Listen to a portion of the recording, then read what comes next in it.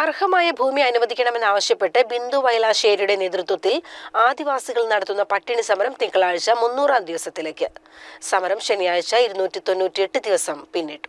ഭൂമി കണ്ടെത്തി 1 മുതൽ 15 ഏക്കർ വരെ ആദിവാസികൾക്ക് കൈമാറണമെന്ന സുപ്രീം കോടതി വിധി മാനിക്കാതെ സർക്കാരും ഉദ്യോഗസ്ഥരും സമരം കണ്ടില്ലെന്ന് നടിക്കുകയാണെന്ന് നിലമ്പൂർ ആദിവാസി ഭൂസമര കൂട്ടായ്മയും പിന്തുണയുമായെത്തിയ ഗ്രോവാസവും വാർത്താസമ്മേളനത്തിൽ കുറ്റപ്പെടുത്തി. ഇടതുപക്ഷം നടത്തുന്ന സമരം മാത്രം ജയിച്ചാൽ മതിയെന്ന ചിന്തയാണ് CPM-ന്.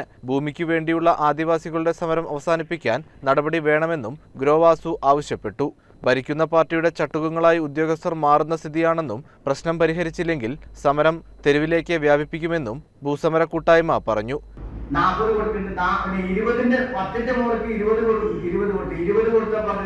ഒരു സെന്റ് ഭൂമി കൊടുക്കില്ല. അപ്പോൾ സമരക്കാർ അവിടെ തന്നെ നിൽക്കണം. അപ്പൊ പിന്നെ 40 ആയി. എന്നിട്ട് സമരം അവിടെ നിൽക്കുന്നുണ്ട്. അപ്പൊ ഇതൊക്കെ ഞങ്ങൾ അവിടെ പോകാൻ വേണ്ടിയില്ല, പരമാവധി പൊളിച്ചു കൊടുക്കുകയാണ് ഞങ്ങളെ. സമരം പൊളിയില്ല, സമരം നാളെ 298 ദിവസമായി. 2 ദിവസം കൊണ്ട് 300 ദിവസം.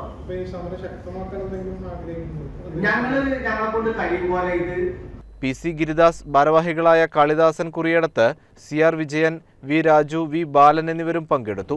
CCN മലപ്പുറം.